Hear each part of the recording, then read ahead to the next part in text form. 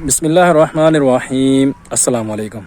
तो गाइज़ काफ़ी सारे लोगों ने कमेंट किए थे पिछले दिनों में भी, मुझे यूट्यूब पे भी आते रहे हैं। तो स्नैक पे भी कमेंट आए थे कि जब सांप काट लेता है किसी को तो उसका जहर ख़त्म करने के लिए, ये मेरे पीछे आप लोगों को पौधा जो है वो नज़र आ रहा होगा, क्या इसका दूध जो है वो पिलाया जा सकता है? यानी कि इसको पत्ते को तोड़ते हैं, टहनी को तोड़ते हैं, दूध निकलता है, तो क्या इसको पिलाया जा सकता है? तो भाई इसका दूध जो है वो जहर होता है, यानी कि वो तेज़ाब होता है, वो आपके अंदर के निज़ाम को सारे को डिस्टर्ब कर देगा अगर आप लोग इसको गलती से ही पी लेते हैं। ये पीने के लिए इस्तेमाल नहीं होता, हाँ मेडिसिन में इस्तेमाल होता है, लेकिन पीने के लिए कभी इस्तेमाल नहीं किया जाता। तो इसका जो सांप का जहर ख़त्म करने के लिए इस्तेमाल की जाती चीज़ है वो है इसका फूल। तो फूल मैं आप लोगों को दिखा देता हूँ।